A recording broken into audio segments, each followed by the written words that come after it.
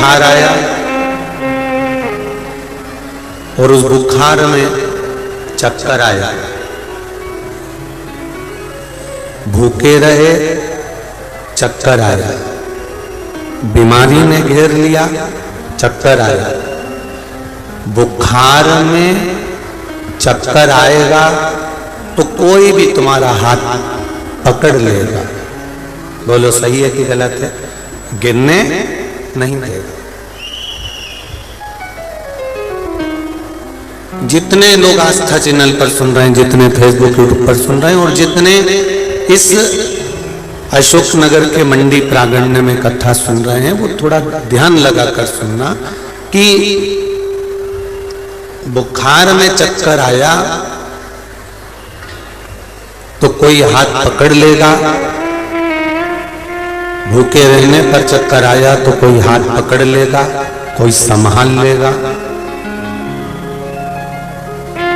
बुखार में चक्कर आया तो कोई तुमको थाम लेगा।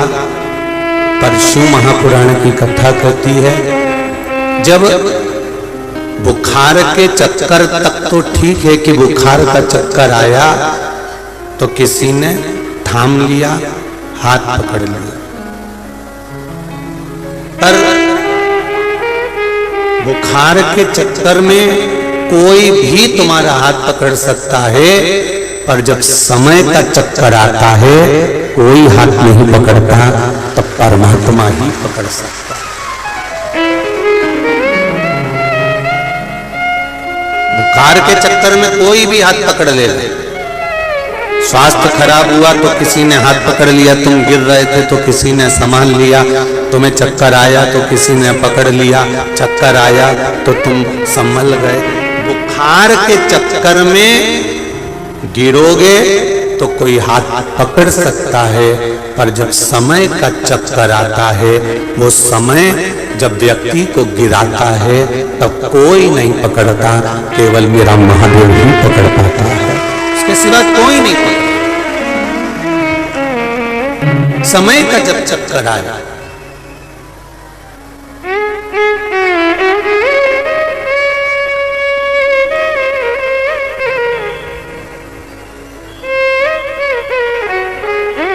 और समय का चक्कर बड़ा भारी होता है।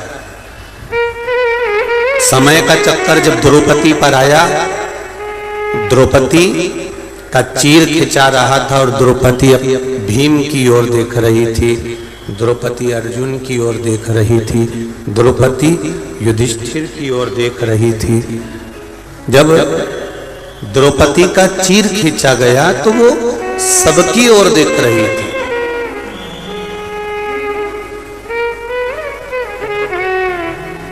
समय का चक्र बड़ा भारी होता है। हम पहले भी कथा में कहे, आज फिर कहते हैं, भगवान से नहीं डरना, मत डरो। परिवार से नहीं डरना, मत डरो।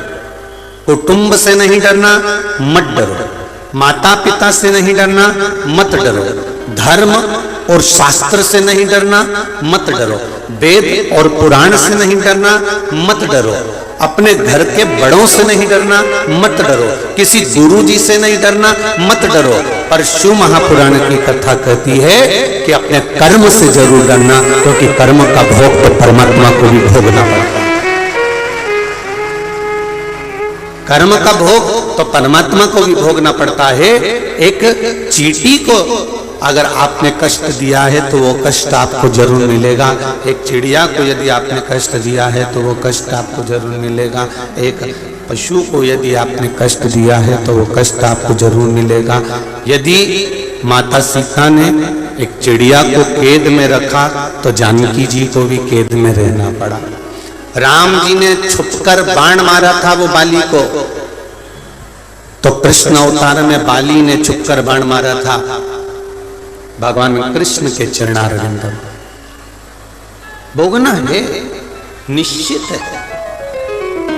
जब एक बच्चा पूरे कॉलोनी में खेलता है, उस बच्चे को नींद कहीं नहीं आती। वो बच्चा पूरे मोहल्ले में खेलता है, उस बच्चे को नींद कहीं नहीं आती। वो बच्चा सब दूर जाता है, उस बच्चे को सुकून कहीं नहीं आता। सब दूर खेलेगा, कूदेगा, मस्ती करेगा और आखिरी में घर पर आएगा, मम्मी की गोद में, माँ की गोद में बैठेगा और माँ उस पर एक हाथ रखेगी और वो खाएगा पिएगा नहीं खाएगा, कुछ खाया कि नहीं खाया, पिया कि नहीं पिया, दूध पिया कि पानी पिया, कुछ उसको भान नहीं होगा। बस माँ ने हाथ रखा और बच्चे की आंख में नींद भर जाएगी।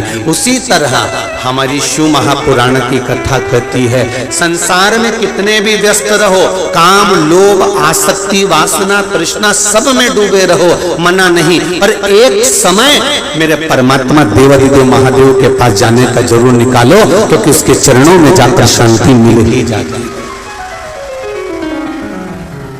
उसके चरणों में जाकर शांति मिलेगी, उसके चरणों में जाकर सुकून मिलेगा, उसके चरणों में जाकर खुशी मिलेगी। आप जाओ उसके पास।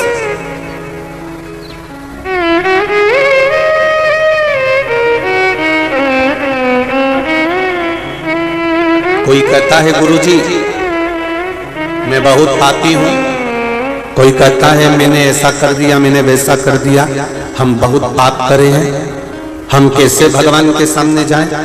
शिव महापुराण की कथा कहती है, आपने कितना भी पाप करा है, आपने कितना भी बेकार काम करा है, आपने छल करा, बेईमानी करी, कपट करा, प्रपंच करा, झूठ बोला, लोभ करा, जो भी कुछ करा, माना एक छोटा सा बच्चा कीचड़ में जाकर अगर गिर जाता है तो कीचड़ में से उसको मोहल्ले वाले निकाल जरूर देंगे, और उसके कीचड़ को साफ करेंगे क्या मोहल्ले वाले?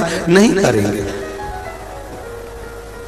बच्चा जब कीचड़ में जाकर गिर गया, उसको मोहल्ले के लोग निकाल जरूर देंगे, पर साफ जब बच्चा रोता रहेगा तब माँ और बाप, माता और पिता ऐसे होते हैं जो कीचड़ में लथपथ बच्चे को भी अपने गले से लगाकर उसके कीचड़ को साफ कर देते हैं, उसको स्नान करा देते हैं। आप कितने भी कीचड़ में लथपथ हो, आप कितने भी कीचड़ में डूबे हुए हो, आप कितने भी कीचड़ में गिर गए हो, चाहे वो लोभ का हो, काम का हो, आसक्ति का हो, तृष्णा का हो, वासना का हो, जितने कीचड़ में हम फंसे हुए हैं, देवाधिदेव महादेव के चरणों में प्रतिदिन जाना चाहिए। शंकर भगवान को एक लोटा जल रोज चढ़ाना चाहिए। क्यों? क्योंकि वो हमारा पिता, वो हमारी माता है, तो ये निश्चित है कि हमारे कीचड़ को भी वो साफ कर ही देगा। इसकी निश्चितता, वो करेगा ऐसा। बाबा बस इतनी कृपा करना, सब छूटे पर तेरा साथ।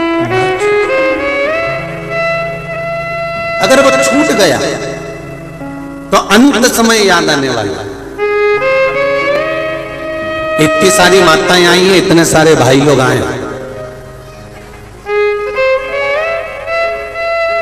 कई लोगों की चप्पल छूट जाती है, कई लोग चश्मा, यहां पर जो कार्यकर्ता होंगे ना, उनसे पूछना, किसी किसी का चश्मा भी रह जाता है, किसी किसी का चप्पल रह जाता है, और कोई कोई तो ऐसी माताएं भी हैं, भाई लोग भी हैं, जिनकी दांत की बत्ती सी भी छूट जाती है, और जब घर जाती है और कुछ खाने का वो ठेले पर या यहाँ से निकलकर बाजार तो बहुत लगा है, कहीं कचौड़ी मिल रही, कहीं कुछ मिल रहा, कहीं कुछ मिल रहा, तो मन में आया कि कचौड़ी खा लूं, वो तब याद आया कि हमारी बत्ती सी तो कथा में ही रही।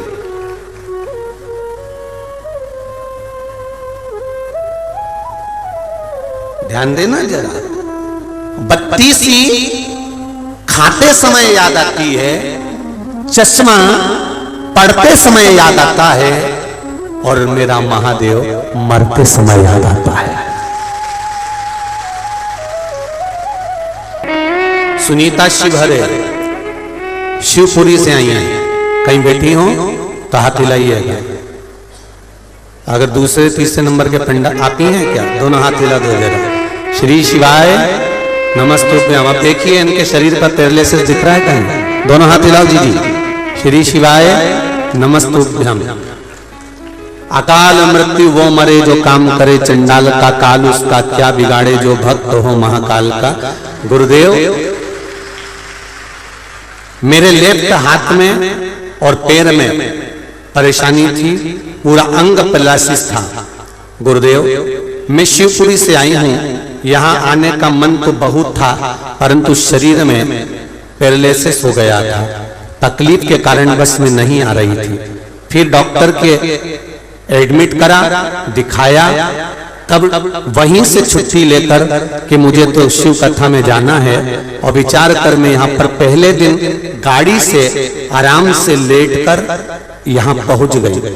और गुरुदेव, पहले दिन से मैं इस पंडाल में रहकर कथा सुन रही हूँ। आज बाबा की कृपा से मेरे जो लेफ्ट में पैर और हाथ था वो सब काम करना चालू कर दिया है। 3 दिन की कथा हुई है बाबा, ये बाबा है शिवा। अब ठीक है बहन, हाथ एक बार हिलाओ, ऊंचा नीचा करो पूरा, ठीक है। हर हर महादेव। बैठिए बैठिए। श्री शिवाय नमस्ते। ये शिव कथा हम फिर कहेंगे। शिव महापुराण की कथा में या सियोर वाले महाराज के पास में ना तो बेल है, ना कोई भभूति है, ना कोई छू, ना कोई मंत्र। और तुम्हारे पास कोई मंत्र हो तो हमको दे देना।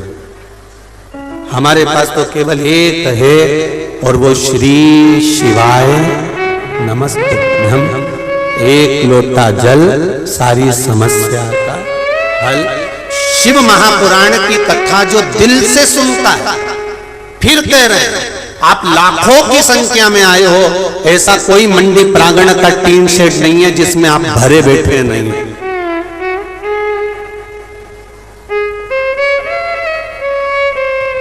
150 एकड़ का ये मंडी का प्रांगण, चारों तरफ जब आप निकलते हो तो चारों तरफ आप ही आप नजर आते हो, जैसे सोयाबीन और गेहूं नजर आता था। पूरे मंडी प्रांगण में आप ही दिखते बोरियों की तरह। कुछ नहीं है। जितने बैठे हो कथा में और जितने आस्था चैनल पर सुन रहे हो, जितने फेसबुक यूट्यूब पर कथा सुन रहे हो, आप दिल से सुनो, हृदय से सुनो। और फिर निवेदन करूंगा, दिल से उसकी कथा सुनने के बाद उसको कहकर जाना, मैंने सुना है कि तू 3 महीने में देता है, तेरा इंतजार करूंगी मैंने। और मेरा विश्वास है कि ये पत्र जो आ रहे हैं, इसमें एक पत्र तुम्हारा भी होगा अगली कथा में, निश्चित है, निश्चित।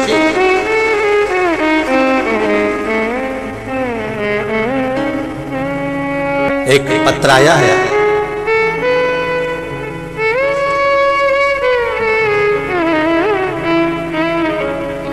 श्रीमती पिंकी शर्मा, शादोरा, अशोक नगर से हैं। कहीं बैठी हो तो हाथ हिलाइएगा। आप ही दोनों हाथ हिला दो एक बार। श्री शिवाय नमस्तोभ्यम। बाबा, पर बेलपत्री और 1 लोटे जल की कीमत क्या होती है गुरुदेव? मैं जानती हूँ। मैं विगत 3 वर्ष से आस्था चैनल पर आपकी कथा सुन रही हूँ।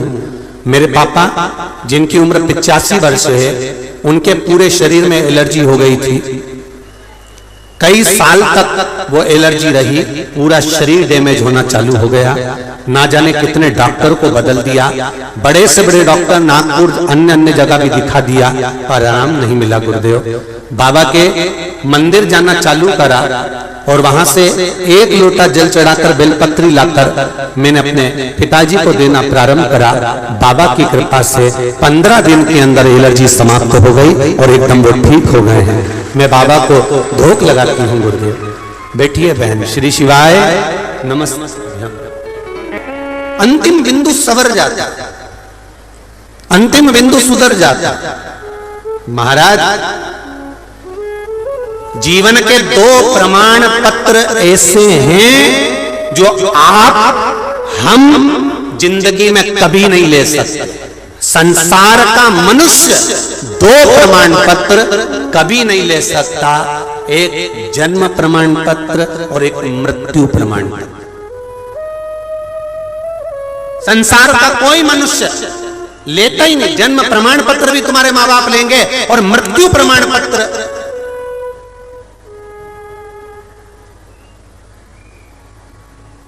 दूसरे ही लेंगे, तुम नहीं ले सकते। जन्म का प्रमाण पत्र भी माता पिता ने लिया, स्कूल में जमा करना है, यहाँ जमा करना है, तो जन्म का प्रमाण पत्र भी कोई दूसरा लेता है और मृत्यु प्रमाण पत्र भी कोई दूसरा लेता है। उसके बाद भी मनुष्य अकड़ में जीता है, उसके बाद भी अकड़ में जीता है, मेरे बिगर पत्ता नहीं हिल सकता, तो मृत्यु प्रमाण पत्र लेके बता, जा मर ले, कठिन, बहुत कठिन। पूरी जिंदगी बंधन में जिए हैं। जन्म था तो माता के गर्भ में बंधन था, बड़े हुए परिवार का बंधन था, और बड़े हुए मालूम पड़े जीवन व्यस्तता का बंधन था, और मरे तो मरने के बाद अर्थी पर भी बंधन था। पूरी जिंदगी बंद बंद कर निकली है। अगर देखा जाए तो जिंदगी खुलकर हमने कहीं नहीं जी, अगर जिंदगी खुलकर जी है तो केवल शिव महापुराण की कथा में बैठकर अपनी जिंदगी को खुलकर जी, खुलकर। एक प्रसंग कल की कथा में चल रहा था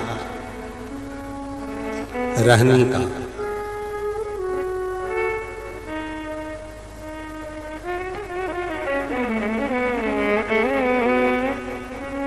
रहनी एक बहन है और उसका भाई है रहू, जो पिंडदान करने के लिए गया है गया जी में।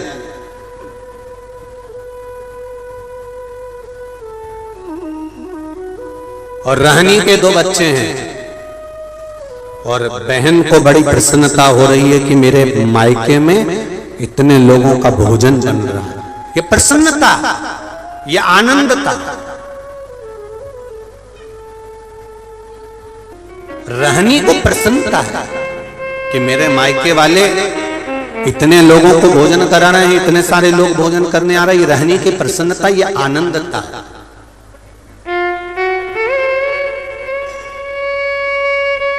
एक बेटी का जीवन बड़ा आनंदित होता है, वो बड़ी खुश होती है।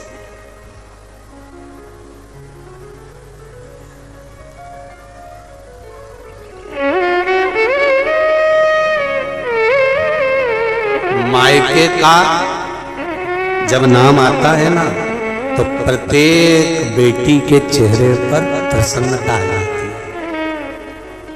उसको कोई मुस्कुराने का कोई शुल्क नहीं है, परंतु उसके मायके का नाम आया और वो प्रसन्न हुई, प्रसन्न। रामकृष्ण परमहंस जी ने कहा स्वामी विवेकानंद को, स्वामी विवेकानंद ने प्रश्न किया कि भजन कब करना चाहिए। रामकृष्ण परमहंस जी ने कहा मरने के 5 मिनट, 2 मिनट, 1 मिनट पहले। तो रामकृष्ण परमहंस जी से स्वामी विवेकानंद ने पूछा, ये कैसे मालूम पड़ेगा कि मरने का समय ये है तो उससे 1 मिनट पहले भजन करें। रामकृष्ण परमहंस जी ने कहा जब मालूम ही नहीं तो फिर रोज हर पल हर घड़ी हर क्षण जपते रहो, कब मर जाए क्या पता। इसलिए यही समझो कि कब मरने वाले, जपो, भगवान का भजन करो, स्मरण करो, कीर्तन करो, मंत्र जाप करो, नाम जाप करो। जीवन का कोई भरोसा, कोई भरोसा।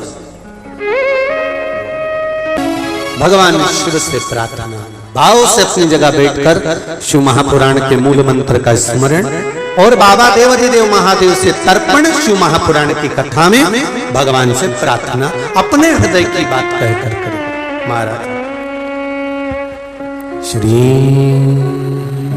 शिवाय नमस्तु,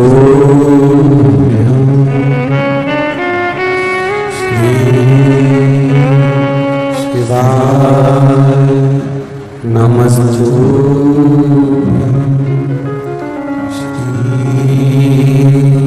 शिवाय नमस्तु,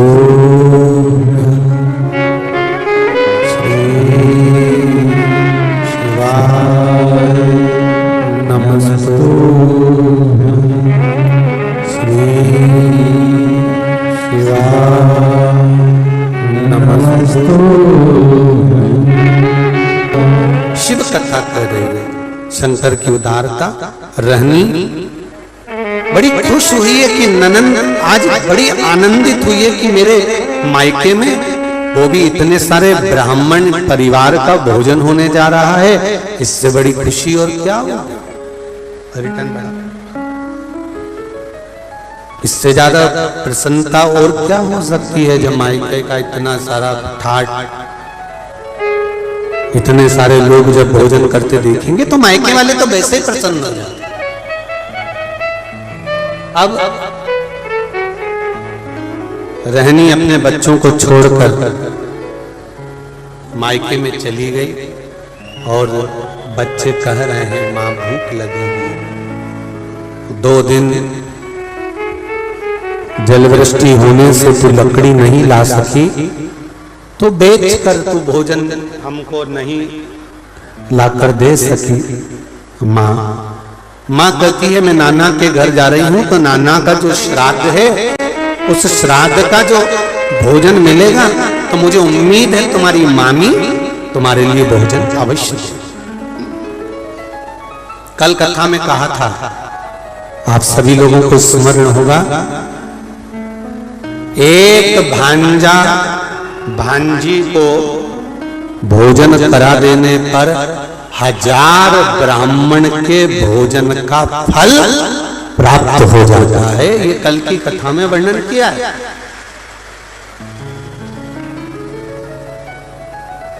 अब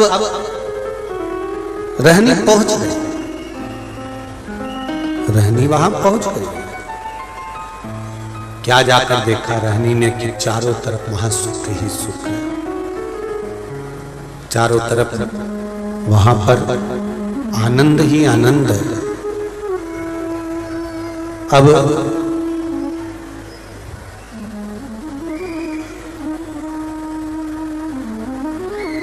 रहनी ने जैसे ही पांव रखा, भाभी ने रहनी का हाथ पकड़ा और हाथ पकड़कर भाभी रहनी को सीधे रसोई घर में ले गई।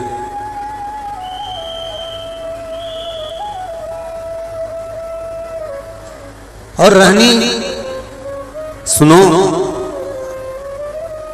आपके माता पिता का श्राद्ध है, अगर बेटी भोजन बनाएगी तो माता पिता के श्राद्ध में माता पिता उसको प्रेम से ग्रहण करेंगे, लेंगे।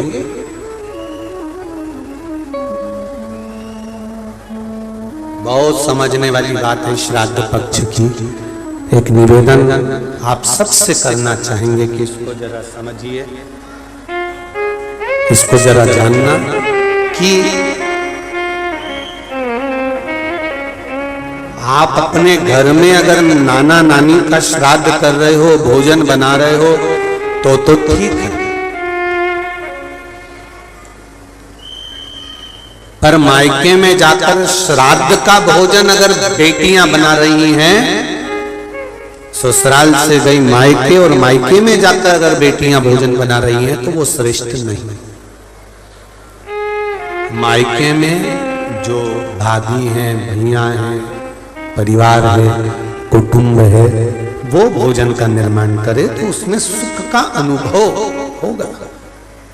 पर भाभी ने कहा जी भोजन आपको बनाना है क्योंकि आपके माता पिता का श्राद्ध है, तो माता पिता प्रसन्न होंगे, माता पिता को आनंद की अनुभूति होगी, माता पिता आनंद में होंगे। रहनी ने कहा ठीक है, अगर मेरे माता पिता मेरे हाथ का भोजन करना चाहते हैं तो मुझे बनाने में क्या दिक्कत है, मैं बना देते।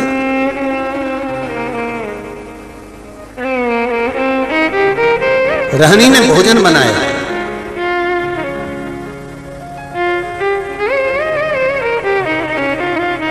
इंतजार कर रही है बेटी।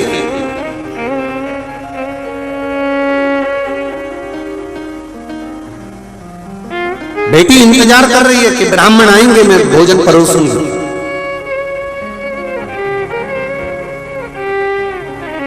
और ब्राह्मण आए तो मैं भोजन परोसूं, इसका इंतजार बेटी को हो रहा था। पर रहनी ने देखा ना कोई ब्राह्मण आया, ना कोई संत आया, ना कोई सदगुरु आया, ना कोई वहां भोजन करने के लिए पहुंचा।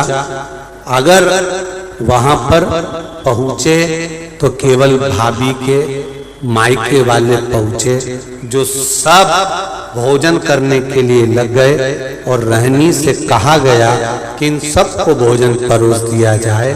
भोजन परोसा गया, सबने खाया। आखिरी में रहनी जब भोजन के लिए बैठी तो भाभी ने कहा, जीजी हमारे गोत्र का श्राद्ध है, इसलिए आप इस गोत्र में भोजन मत करो। हमारे गोत्र का श्राद्ध है, इसलिए आप इसमें भोजन ना करिए। रहनी को उठा दिया गया तो रहनी ने पत्तल जो लगी हुई थी उसको उठाकर कहा, क्या भाभी मैं अपने बच्चों के लिए, क्योंकि वो तो इस घर के भांजा भांजी लगते हैं, क्या उनके लिए भोजन ले जा सकती हूँ?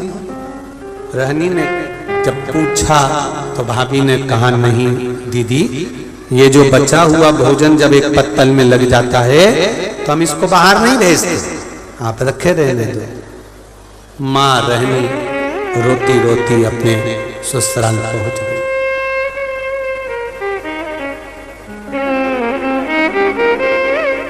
आज फिर दिन भर माँ मायके में लगी रही तो लकड़ी लेकर नहीं आई और बच्चों का पेट नहीं भरा। बच्चे 3 दिन के भूख से बिलख रहे थे, आंख में आंसू थे। माँ भी आज रो रही थी कि जिस मायके में बेटी जाती थी, कभी माँ बाप उसको भूखा नहीं आने देते थे, और भूखा तो भूखा, कभी माँ बाप उसको खाली नहीं आने देते थे, कुछ ना कुछ रखकर अवश्य भेजते थे। आज वो मायके से भूखी भी गई और कुछ भांजा भांजी के लिए भी नहीं दिया गया। शिव महापुराण की कथा कहती है, 3 जगह पर दिया हुआ कभी खाली नहीं जाता। पहला, बहन बेटी को देने से बढ़ता है, घटता नहीं। दूसरा, गौ माता को देने से बढ़ता है, घटता नहीं। और तीसरा, संत ब्राह्मण को देने से बढ़ता है, घटता नहीं। साधु सन्यासी तपस्वी साधक उपासक जितने मिले संसार में, कहीं परमार्थ का काम करने का मौका मिले तो आप परमार्थ का काम करिए, कुछ अच्छा देने का प्रयास करिए। शिव महापुराण एक बात जरूर कहती है कि बेटी देओ सोच समझ कर देओ, गौ माता का दान देओ या गौ दान देओ सोच समझ कर देओ, और लक्ष्मी का दान देओ तो सोच समझ कर देओ कि किसको दे रहे हो, किसको प्रदान कर रहे हो, आपको देखना पड़ेगा। किसको देना चाहते हैं, पकड़ रहा है, किसको दे रहे हो वो स्मरण होना चाहिए। किसी ऐसे बेकारी के कटोरे में पैसा मत डाल देना जो लेकर गया और मदिरा पान में लगा दिया, वैश्यावृत्ति में लगा दिया, जुए में लगा दिया, गलत काम में लगा दिया। लक्ष्मी भी रोती।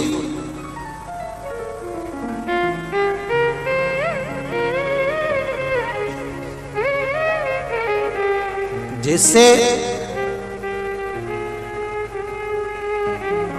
बाप अपनी बेटी की शादी में